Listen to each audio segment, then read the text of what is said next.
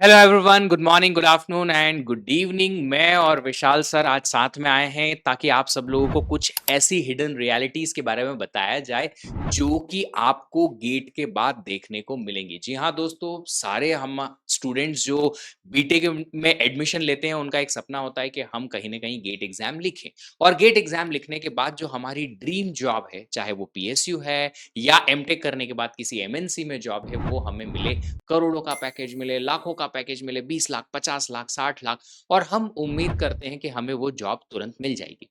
But उस job को पाने तक, आपके गेट एग्जाम के बाद से लेके जॉब को पाने तक जो एक रास्ता है, वो किन कठिनाइयों से गुजरेगा आपका, इसकी रियलिटी आपको पता होनी ज़रूरी है। और उसके लिए एक छोटा-सा सेशन हम लोग लेकर आए हैं, ताकि आप सब लोगों को एक एक्सपेक्टेशन रहे कि जब हम एमटेक में जाएँ, तो एग्ज़ैक्टली हमें कैसा परफ़ॉर्म करना है, या पीएसयू के लिए जाएँ, चाहे वो हायरिंग प्रोसेस हो या उसके बाद जॉब की बात हो, एम्प्लॉयमेंट की बात हो, वहाँ हम कैसा परफ़ॉर्म करेंगे ताकि हम अपने वो ड्रीम डेस्टिनेशन तक पहुँच पाएँ। तो चलिए शुरुआत करते हैं सर के साथ। Sir. Hello sir. So guys यही सब हम डिस्कस करने वाले हैं कि हम लोगों को ये लगता है कि क्या गेट का एग्जाम एक अच्छे रैंक के साथ क्वालिफाई करना इज दी गारंटी और अश्योरिटी कि आप जो भी ड्रीम लेकर के इस एग्जाम की प्रिपरेशन करना शुरू किए थे वो आपका ड्रीम पूरा हो गया, या तो फिर वो एक जर्नी की बिगिनिंग है और हम लोगों को बहुत आगे जाना है हमारी लाइफ में कुछ अच्छा अचीव करने के लिए।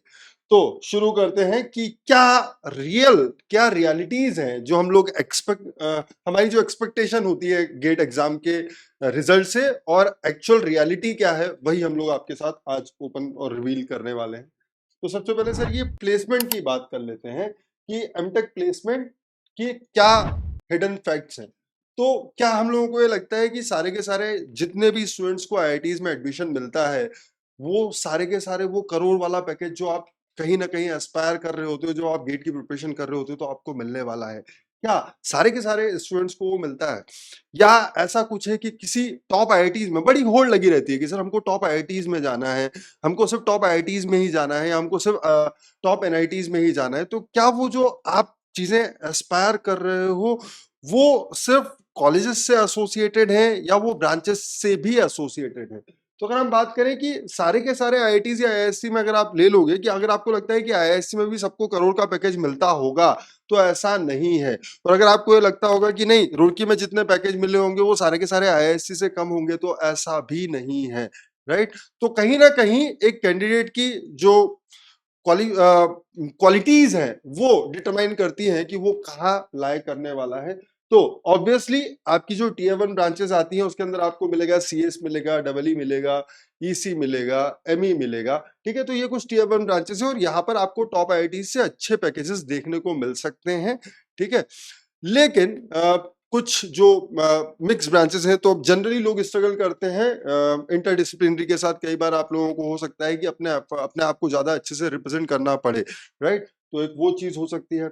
उसके अलावा अगर हम बात करें कि रिसर्च वर्सेस इंडस्ट्री डिवाइड, तो सबसे पहली चीज आप ये समझिएगा कि आपके जो एमटेक कोर्सेज हैं, why do we go for MTech? तो अगर हम बोल रहे हैं कि सर रिसर्च, तो सर रिसर्च तो पीएचडी में होती होगी। नहीं, जब आप पीएचडी में जाते हो तो आप अपना डोमेन प्री डिफाइन कर लेते हो कि अब मुझे इस चीज के अंदर और ज्यादा डीप में जाना है। लेकिन एमटेक की ड्यूरेशन में हम लोग ये कोशिश करते हैं कि भाई आप किस चीज, आप सबसे पहले अपना एरिया एक्सप्लोर करो। जो आपका कोर्स वर्क होता है ना, तो प्लीज ट्राई टू अंडरस्टैंड कि एमटेक में आपके दो फेजेस होते हैं। एक में आपका कोर्स वर्क चल रहा होता है और आपका जो फाइनल ईयर होता है, 2 साल में अगर हम बोलते हैं कि एमटेक डिवाइड है, तो 1 साल तक आपका कोर्स वर्क चल रहा होता है। आपको डिफरेंट डिफरेंट चीजें एनालाइज करने का मौका मिलता है ताकि आप ये डिसाइड कर पाते हो कि मुझे किस फील्ड में अपने आप को रिसर्च की डायरेक्शन में लेकर के जाना है, और वहां पर आप वो फील्ड चूज करके और फिर अपना जो भी प्रोजेक्ट है और या उसको कंप्लीट करते हो। सो द आइडिया इज कि जो एमटेक कोर्सेज हैं वो रिसर्च हैवी हैं, और कंपनीज जनरली कई बार ऐसा होता है और ये देखने को आया है कि कंपनीज बीटेक स्टूडेंट्स को ज्यादा प्रेफर कर लेती हैं। ठीक है, कुछ companies, I am not saying कि सारी की सारी कंपनीज बीटेक स्टूडेंट्स को ही प्रेफर करती है। कुछ कंपनीज में जहां पर आरएनडी का ही काम होता है वहां पर पीएचडी एंड मास्टर्स स्टूडेंट्स की ही रिक्वायरमेंट हो। तो प्लीज ट्राई टू अंडरस्टैंड कि कंपनी वेरिएशन भी एक बहुत इंपॉर्टेंट चीज है।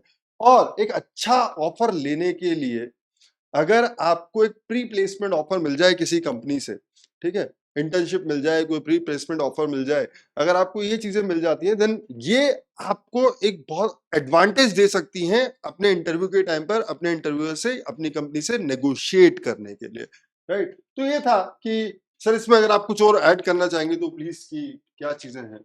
देखा सर ने ऑलमोस्ट आपको सारी चीजें बता दी। जो सर आखिरी बात कर रहे थे कि प्री प्लेसमेंट का जो ऑफर है, तो हो जाता है कभी कभी बहुत सारे कॉलेजेस में लास्ट 6 मंथ्स या कभी किसी कॉलेजेस में तो आखिरी का 1 साल पूरा इंटर्नशिप ही होती है, आपको प्रोजेक्ट वर्क नहीं करना होता है।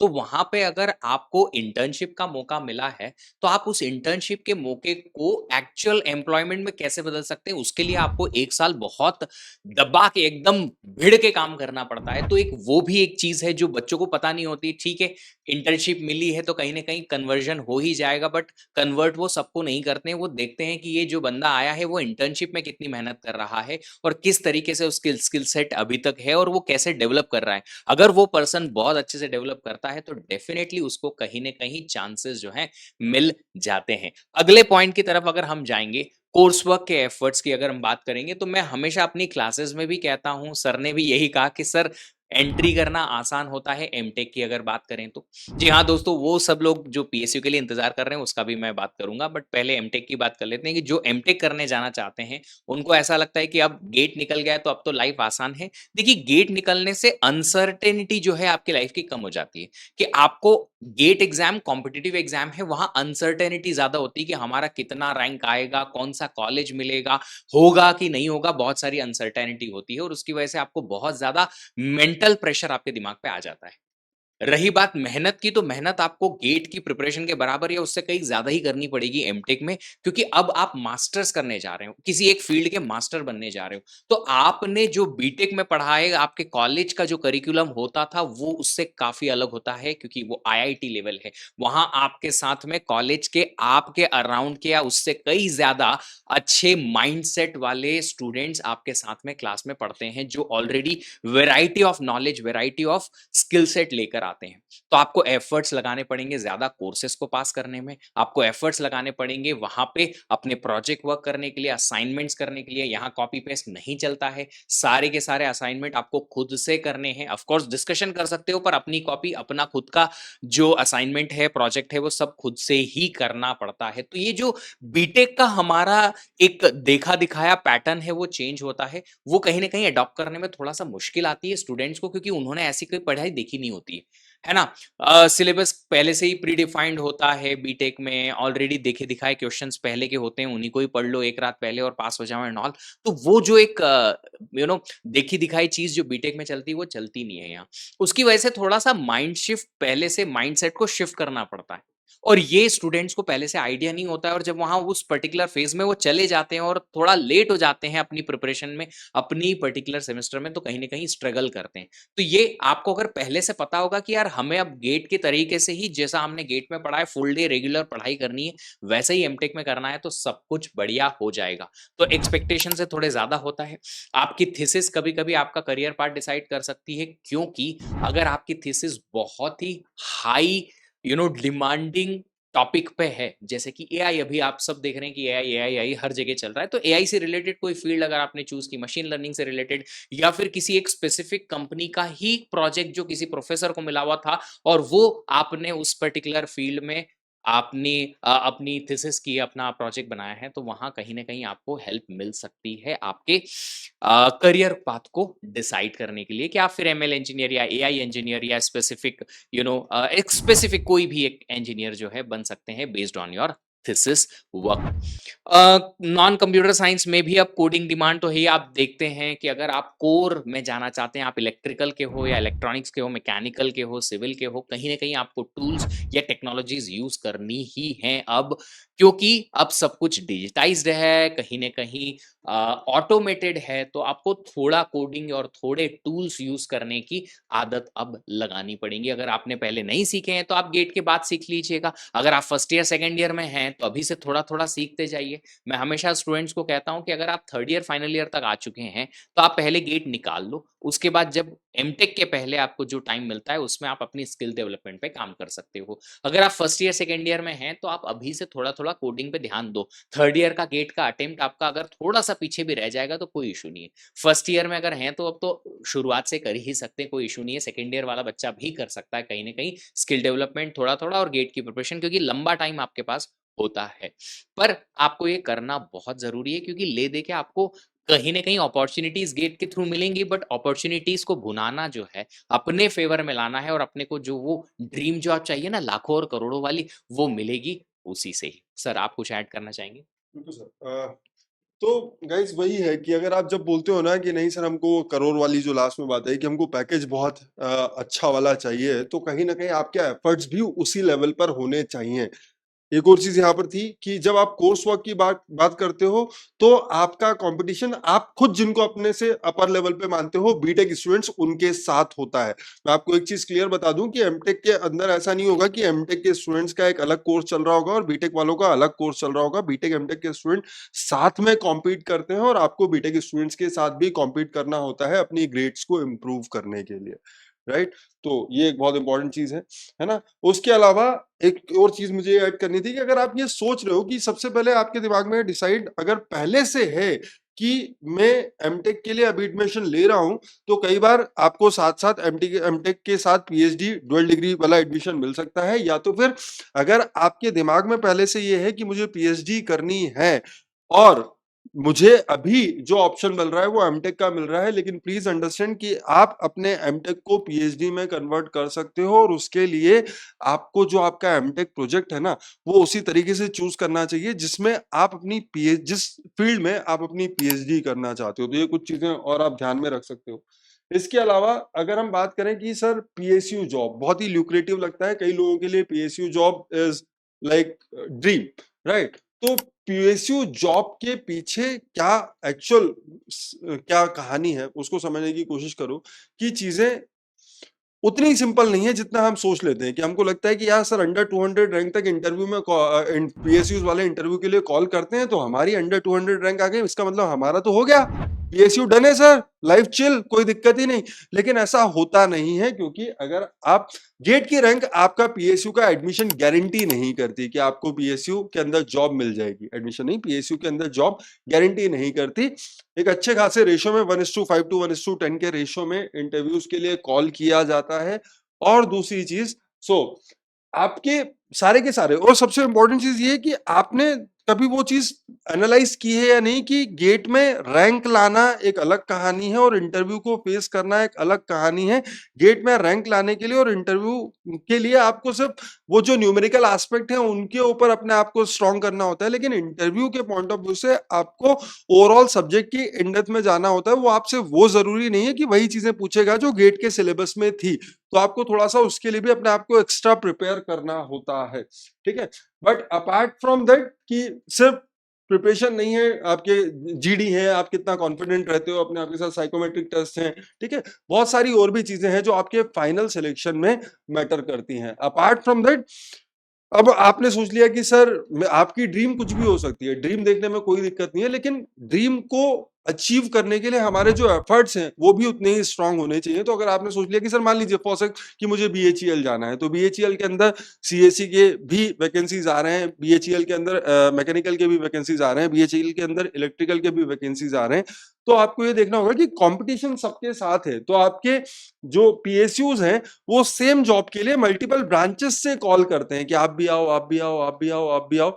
और ऐसा नहीं फिक्स्ड है कि नहीं हमको ये यहीं से ये वाला स्टूडेंट यहाँ से ही लेना था, नहीं। उनके पास जो रिक्रूटमेंट होते हैं वो ये होते हैं कि हमको इतने इतने स्टूडेंट सीएस ब्रांच से लेने हैं, लेकिन हम कितने लेंगे वो भी कंपल्शन नहीं है कि हम इनको इतने तो लेने ही है, कोई गारंटी नहीं है। अगर आप अपने आप को रिप्रेजेंट नहीं कर रहे हो, उनको लग रहा है कि यार दूसरी ब्रांच वाला जो बच्चा था वो ज्यादा अच्छा कर रहा है सीएस के कंपैरिजन में, तो it's a it's there decision, वो उस चीज को चेंज कर सकते हैं, ठीक है। उसके अलावा एक और चीज, अगर आप पीएसयू के लिए इंटरेस्टेड हो तो सबसे पहले आपके दिमाग में ये होना चाहिए कि नहीं सर, मेरा माइंडसेट ही यही है, आपका पूरा पूरा एक प्री डिफाइंड गोल होना चाहिए कि मैं पीएसयूज में जाना चाहता हूँ, या तो फिर पीएसयूज में for a certain amount of time काम करना चाहता हूँ, उसके बाद I switch to some private companies और सम अदर सेक्टर्स। क्योंकि आपको ये चीज पता होनी चाहिए कि पीएसयूज के अंदर जनरली, जस्ट लाइक बहुत सारी कंपनीज के अंदर भी ये है कि जनरली एक बॉन्ड पीरियड होता है, दैट बॉन्ड पीरियड में vary from 3 year to 5 year और मे बी मोर, ठीक है,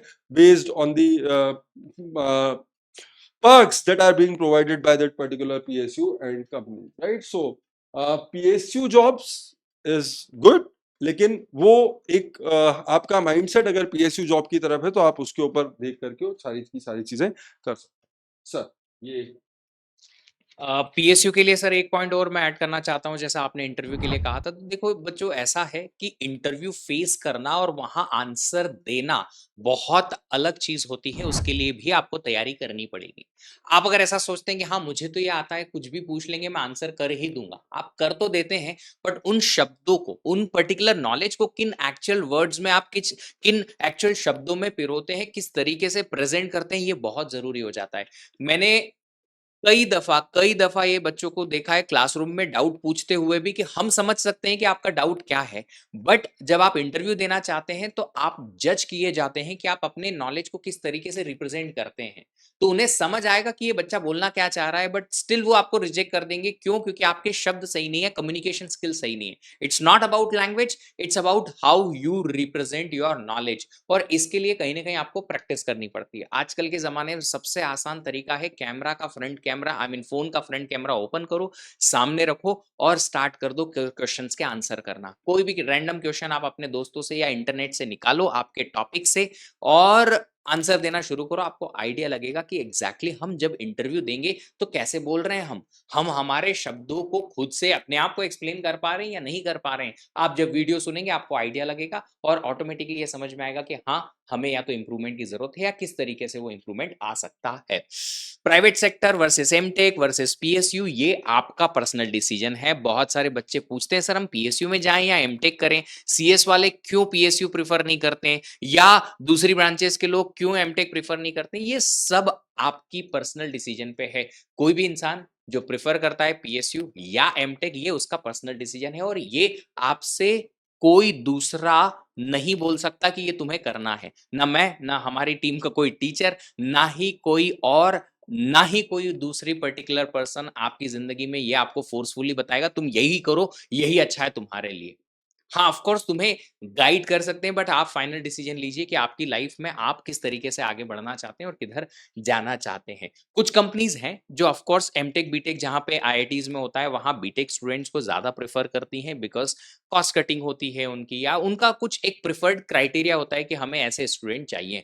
कुछ कंपनी सिर्फ एमटेक स्टूडेंट्स को प्रेफर करती हैं क्योंकि उन्हें उस पर्टिकुलर फील्ड के मास्टर चाहिए, कि नहीं ऐसा पर्सन जिसने रिसर्च किया हुआ है एआई में, या ऐसा पर्सन जिसने रिसर्च किया है स्ट्रक्चर्स में। तो हमें ऐसे पर्सन चाहिए जो एक स्पेसिफिक फील्ड के मास्टर हो। इसलिए कुछ कुछ कंपनीज जो हैं वो वहां भी प्रिफर करती हैं। स्टार्टअप्स जो हैं वो गेट स्कोर को वैल्यू कर सकती हैं, क्योंकि कहीं ना कहीं स्टार्टअप्स को ये पता होता है कि अगर पर्सन थोड़ा भी सीरियस है तो वो ठीक ठाक गेट रैंक निकाल लेगा, उसको टेक्निकल नॉलेज अच्छा है, तो कहीं ना कहीं वो एक चीज प्रिफर कर सकती हैं। बट स्टिल आपको इंटरव्यू तो बहुत रिगरस निकालना ही पड़ेगा अगर आप स्टार्टअप जॉब्स की तरफ भी जाना चाहते हैं। सर आपके लिए कुछ आपकी तरफ से?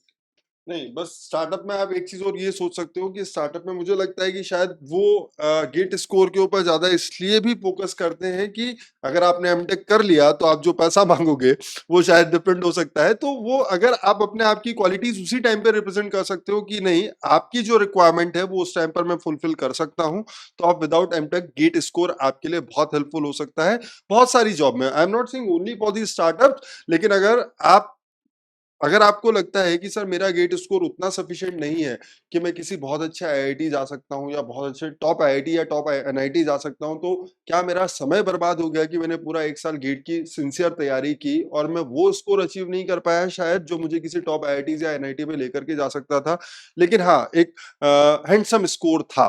तो उस सिचुएशन में आपका जो गेट स्कोर है वो आपके फर्दर जॉब हंटिंग में आपके लिए बहुत हेल्पफुल हो सकता है, वो आपके लिए बहुत ज्यादा हेल्प कर सकता है। ठीक है, अब बात करते हैं बाकी और क्या चीजें हैं जिनके बारे में आपको पता होना चाहिए। तो देखिए, ये सारी की सारी चीजें हैं रिलेटेड टू डिफरेंट फील्ड्स जो आपके लिए ओपन अप होती है once you complete your MTech and और once you decide to go for the GATE preparation, right. So जैसे teaching jobs, assistant professor, polytechnic. तो अगर आपने एमटेक किया है तो आपको पॉलिटेक्निक के अंदर, और अगर आपने एमटेक प्लस पीएचडी कर लिया है तो आपको असिस्टेंट प्रोफेसर और टीचिंग जॉब तो आपको एमटेक में भी ऑब्वियसली ये सारी की सारी जॉब्स मिल सकती हैं। और इनको ऐसा मत सोचिएगा कि सर हमारे कॉलेज के टीचर, ये जो जॉब की हम बात कर रहे हैं मोस्टली आपको बहुत रिकॉग्नाइज्ड एंड गवर्नमेंट यूनिवर्सिटीज में मिल सकती है। इसका मतलब they are almost equivalent to PSUs. मतलब अगर हम बात करें कि गवर्नमेंट जॉब, अगर आपके पास एक गवर्नमेंट असिस्टेंट प्रोफेसर की जॉब है और एक पीएसयू की जॉब है, तो बहुत ज्यादा डिफरेंस है नहीं दोस्तों। ओवर दी पीरियड अगर आपने और थोड़ा सा रिसर्च वर्क किया तो आप शायद पीएसयू को भी सरपास कर सकते हो।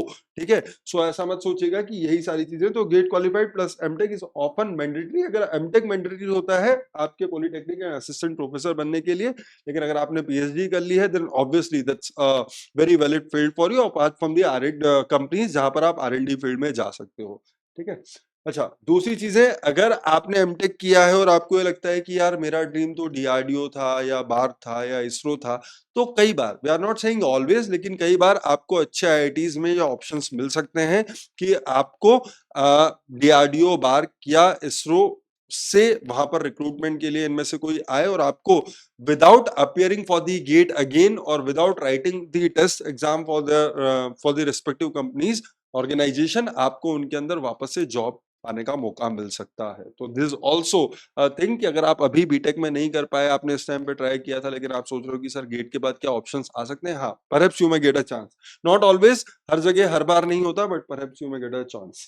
ठीक है, और स्कॉलरशिप, तो ये स्कॉलरशिप की बात तो लास्ट में कर लेते हैं। इसके अलावा ये है कि एमटेक का एक और सरप्राइजिंग, बहुत सारे स्टूडेंट को पता नहीं होता है सर। ऐसा है ना कि बहुत सारे स्टूडेंट को नहीं पता होता है कि सर, वो अचानक से पता चलता है कि सर हमारे साथ वाला एक बच्चा सिंगापुर में चला गया गेट के स्कोर पे। जी हाँ, कुछ यूनिवर्सिटीज हैं डिफरेंट कंट्रीज में जो गेट के स्कोर को एक्सेप्ट करती हैं for the MS program, right. तो उनका जो एमएस प्रोग्राम है उसके लिए आपका एक तो नेशनल यूनिवर्सिटी ऑफ सिंगापुर है, हाँ वही है। इनकी आपकी जर्मनी की यूनिवर्सिटी है, ठीक है, म्यूनिच में आपके पास यूनिवर्सिटीज हैं। तो ऐसी और भी यूनिवर्सिटीज हैं जर्मनी के अंदर एंड म्यूनिच के अंदर, जहां पर आप गेट के अंदर डायरेक्ट गेट के स्कोर के बेसिस पे एमएस के अंदर एडमिशन ले सकते हो। ठीक है, तो आपको कुछ चीजों की रिक्वायरमेंट होगी, आपका बीटेक प्रोजेक्ट अच्छा होना चाहिए, ये सारी चीजें डेफिनेटली। अगर आप ये सोच रहे हो कि मैं किसी फॉरेन यूनिवर्सिटीज में एमएस के लिए जाता हूं, तो आपको कहीं ना कहीं अपने रिकमेंडेशन लेटर्स चाहिए होते हैं, आपके वर्क को शो करना होता है। तो आपके अपने एचओडी से, आपने जिनके साथ भी अपना प्रोजेक्ट वर्क किया हो, वहां से आपको थोड़े से रिकमेंडेशन लेटर्स दिखा करके एंड ऑब्वियसली आपका जो गेट का स्कोर है वो यूज करके and you may go for MS and PhDs in the foreign countries or obviously abroad, right? ये सर एक्सप्लेन करेंगे, इसके बारे में मुझे थोड़ा सा कम समझ में आया था, तो मैंने बोला सर देखना इसे कि तो IIT IIM। हाँ बिल्कुल, 2 चीज़ें हैं। एक तो ये है कि आप गेट के थ्रू आईआईएम्स में पीएचडी के लिए अप्लाई कर सकते हैं, जहाँ पे फेलोशिप प्रोग्राम होते हैं। दूसरा, गेट के थ्रू आप आईआईएससी जैसे इंस्टीट्यूट में एमबीए के लिए अप्लाई कर सकते हैं। जी हाँ, अगर आप डायरेक्टली एमबीए करना चाहते हैं तो गेट के थ्रू एडमिशन मिलता है। और एक चीज़ है कि अगर लेटर ऑन आपको ऐसा लगता है कि नहीं, मैंने टेक्निकली अच्छा काम कर लिया है, बट अब मैं मैनेजमेंट में जाना चाहता हूँ, क्योंकि मुझे अब मैनेजर, डायरेक्टर, वीपी, है ना? या फिर सीएक्सओ टाइप की कोई तो पोज़ीशन चाहिए, तो उसके लिए आपको थोड़े से मैनेजमेंट के गुण सीखने पड़ेंगे। उसके लिए आपको कैट वापस लिखने की ज़रूरत है नहीं। अगर आप एमटेक कर चुके हो और ठीक-ठाक 5-7 साल का एक्सपीरियंस है आपका, तो आपको डायरेक्टली आईआईएम्स में एमबीए करने का ऑप्शन मिलता है। अब आप बोलेंगे सर अभी तो हमने बीटेक फिनिश भी नहीं किया, इतना दूर का कैसे? तो ये इसलिए बता रहा हूँ क्योंकि अगर आप आईआईटी या आईआईएससी या एनआईटी से एमटेक हैं, तो ये आपके लिए आसान हो जाता है कि आईआईएम वाले आपको आराम से उस पर्टिकुलर एग्जीक्यूटिव एमबीए का एक ऑप्शन होता है, उसमें एडमिशन दें। क्योंकि वहाँ पे भी या तो इंटरव्यू होते हैं या आपकी प्रोफाइल जो है वो चेक की जाती है कि ये प्रोफाइल जो है वो किस तरीके की है। तो अगर आपकी प्रोफाइल अच्छी है और अगर आपने अच्छे इंस्टीट्यूट से एमटेक किया हुआ है, तो आपको वो बिना कैट एग्जाम लिखे या बिना कोई दूसरा जीमेट एटसेट्रा एग्जाम लिखे भी एडमिशन जो है पीएचडी फेलोशिप प्रोग्राम या फिर आपका एमटेक जो है प्रोग्राम, उसमें एडमिशन के चांसेस, सॉरी एमबीए के चांसेस होते हैं। तो ये एक वो ऑप्शन है जो स्टूडेंट्स बहुत प्रेफर करते हैं। मेरे साथ के काफी सारे लोग जो कि ऑलरेडी एमटेक हैं आईआईएससी से, उन्होंने मेरे साथ मतलब लिटरली मेरी बैच के ही लोगों ने एमबीए भी किया बाद में, क्योंकि वो मैनेजमेंट के रोल में अब जाना चाहते थे और वो सक्सेसफुल हैं उस पर्टिकुलर रोल में भी। लास्ट बात की जाए जो माइंडसेट शिफ्ट की है, तो एक सिंपल सी बात है, देखो एमटेक या पीएसयू में ज्वाइन करना, स्पेशली मैं एमटेक की अगर बात करूं, तो एमटेक में ज्वाइन करना सिर्फ आपके करियर को चेंज नहीं करता है, आपके माइंडसेट को भी चेंज करता है। जिस तरीके का आपका एटीट्यूड होता है, एप्टीट्यूड होता है, प्रॉब्लम सॉल्विंग एबिलिटीज होती हैं अराउंड योर टेक्निकलिटी, जो आपका कोर कोर्स है या कोर जो ब्रांच है उसके अराउंड, वो बहुत ड्रास्टिकली चेंज होता है, जो आप अभी नहीं समझ पाएंगे जब तक आप वहां उन 2 साल में वहां टाइम स्पेंड नहीं करेंगे। आसपास के लोग आपको मोटिवेट करेंगे, आपका माइंडसेट शिफ्ट होगा, नो गिव अप एटीट्यूड जो आपको गेट से एक बिल्ड हुआ है वो एक बहुत हाई लेवल पर जाएगा। और कहीं ना कहीं ये सब जो मेंटल स्ट्रेंथ वाली चीजें हैं, जो आपकी क्वालिटीज जो आप वहां डेवलप करते हैं अपार्ट फ्रॉम टेक्निकल लर्निंग, ये आपको आगे जाके आपके करियर को टॉप पे ले जाने के लिए मदद करती हैं। तो देखो, आपने एक चीज सीख ली, जो कि पता चला आपको कि भैया जी आपको मेहनत तो करनी पड़ेगी, चाहे एमटेक करो या पीएचडी करो या पीएसयू के लिए जाओ, कहीं ना कहीं मेहनत तो करनी पड़ेगी। अगर आपको ऐसा लगता है कि पीएसयू में एकदम चिल जॉब होती है, जॉब कहीं भी आसान नहीं है।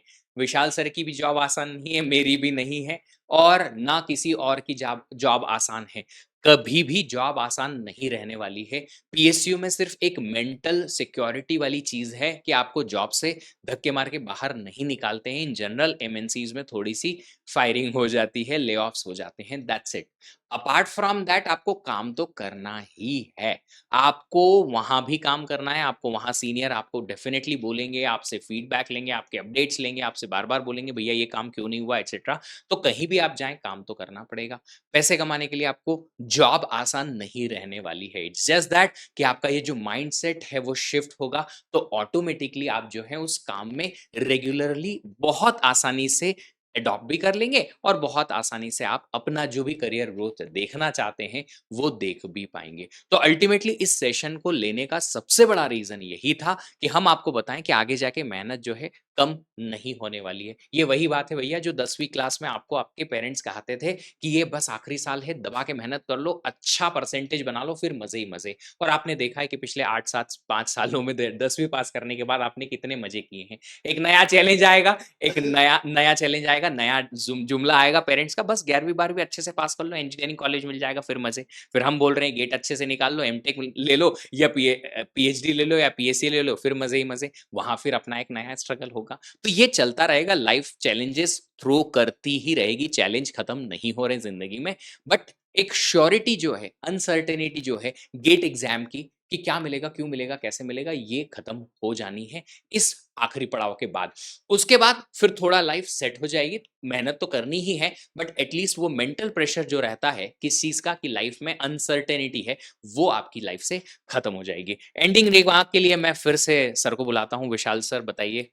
नहीं सर, थैंक यू। बस वही है कि मजे मजे जो अभी सर कह रहे थे, मजे खत्म होते चले जाते हैं, मजे बढ़ते नहीं है। अगर हम 10 तक रुक जाते तो शायद वो लाइफ सबसे आसान थी, 11 12 में जो दोस्त बनाए वो सबसे आसान थे। तो मजे होते नहीं है, मजे खत्म होते चले जाते हैं। तो आप जब तक जॉब तक पहुंचोगे यू विल रियलाइज कि अब नया स्ट्रगल चालू हो गया है। फिर थोड़े से दिनों बाद थोड़ी से शादी हो जाएगी, देन यू विल रियलाइज एक और नया स्ट्रगल शुरू हो गया है, कुछ और चीजें मैनेज कर रही है। तो it's a part of life, आप किसी भी चीज को स्किप नहीं कर सकते। हर चीज का अपना मजा है और हर चीज की अपनी कठिनाइयां हैं, जिसके साथ आपको उसको लेकर के चलना है। वही कहते हैं ना कि साथ में चलेंगे तो ही मजा आएगा। थोड़ा सा, थोड़ा दुख, थोड़ा खुश, थोड़ी खुशी, वही वाली चीज है कि वो दोनों चीजें हमेशा साथ रहेगी, वो कहीं भी नहीं जाने वाली।